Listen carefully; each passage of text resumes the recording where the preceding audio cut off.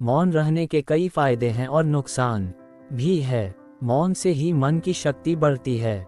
लेकिन हम बात कर रहे हैं कुछ अलग तरह की परिस्थिति में मौन रहने की। नीति शास्त्रों के अनुसार कुछ जगहों पर व्यक्ति को मौन ही रहना चाहिए क्योंकि इसी में उसकी भलाई है। मौन नहीं रहने के कई नुकसान हो सकते हैं। यदि आप ऐसी जगह पर मौन नहीं रहेंगे तो मुसीबत में भी पड़ सकते हो। 1. शौच करते वक्त। यदि आप शौच या पेशाब कर रहे हैं तब आपको मौन रहना चाहिए। इसके कई कारण हैं। बोलने की क्रिया से शारीरिक नुकसान तो होता ही है, साथ ही उक्त स्थान के बैक्टीरिया और वायरस भी मुंह में जा सकते हैं। 2. अधूरा सच। यदि आपको किसी घटना या किसी विषय पर अधूरी जानकारी है तो चुप रहना ही उत्तम है, क्योंकि अधूरा ज्ञान बड़ा घातक होता है। यह आपको हंसी का पात्र भी बना सकता है या किसी मुसीबत में भी डाल सकता है। 3. बिना तथ्य के न करें बात। किस विषय पर बात चल रही है और यदि आप किसी का समर्थन कर रहे हैं तो यह जरूर जान लें कि उसके तथ्य आपके पास है या नहीं। यदि आपके पास तथ्य नहीं है तो चुप रहने में ही आपकी भलाई है। 4. किसी मुद्दे से न हो आपका संबंध। यदि किसी बात पर बहस चल रही है या कोई विषय किसी के संज्ञान में लाया जा रहा है और यदि आपका उस मुद्दे से कोई संबंध नहीं है तो बीच में ही बोलान अच्छा नहीं है। आपका किसी मुद्दे से कोई संबंध न हो तो वहां आपका चुप रहना ही समझदारी की निशानी है। 5. जब कोई कर रहा हो किसी की बुराई। जब कोई आदमी आपके सामने किसी तीसरे आदमी की बुराई कर रहा तो तब तुम्हें चुप रहकर बस सुनना चाहिए। अपनी राय व्यक्त नहीं करना चाहिए, क्योंकि जो आज आपके सामने किसी तीसरे की बुराई कर रहा है वह कल किसी और के सामने आपकी बुराई भी कर सकता है यदि आपने कुछ कहा तो।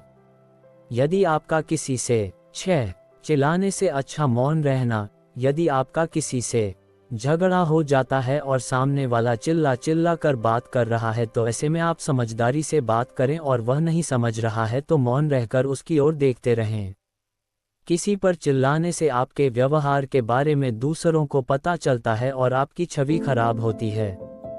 यदि आप बिना चिल्लाए कोई बात नहीं कह सकते तो वहां आपका चुप रहने में ही भलाई है। 7. जब कोई नहीं समझे आपकी भावना। यदि आपको लग रहा है कि कोई व्यक्ति आपकी भावना, दुख या परेशानी को शब्दों में नहीं समझ पा रहा है या वह आपको ध्यान से सुन नहीं पा रहा है तो ऐसे व्यक्ति के सामने चुप रहना ही ठीक है, क्योंकि ऐसे लोगों को आपकी भावना या दुख से कोई मतलब नहीं होता। ऐसे लोगों को अपना राज बताकर आप पछताएंगे ही। 8. जब कोई इंसान अपना दुख व्यक्त करे। यदि कोई इंसान अपने दुख या परेशानी को आपको बता रहा है तो इसका मतलब ये कि वह आपको अपना समझ रहा है। ऐसे में तुरंत ही उसे समाधान बताने के बजाय चुप रहकर उसकी दुख या समस्या को सुने। उसके दुख या समस्या को किसी और को न बताएं। 9. क्रोध या घृणा करने वाले लोग। जब कोई अपना या कोई सगा संबंधी आप पर क्रोध कर रहा हो, आपका अपमान कर रहा हो या घृणास्पद शब्द कह रहा हो तो आपको उस वक्त चुप रहना चाहिए ताकि सामने वाले का गुब्बार पूरी तरह से बाहर निकल जाए। आप यदि सही है तो उससे कतई माफी न मांगे और चुप रहकर सही समय का इंतजार करें। वह खुद ही आपसे माफी मांग लेगा या उसे अपनी गलती का एहसास हो जाएगा। 10.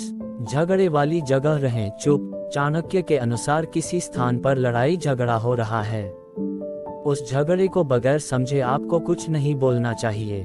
यदि आपका उस झगड़े से कोई संबंध नहीं है तो मौन रहने में ही भलाई है। फटे में टांग अड़ाने का काम न करें। 11.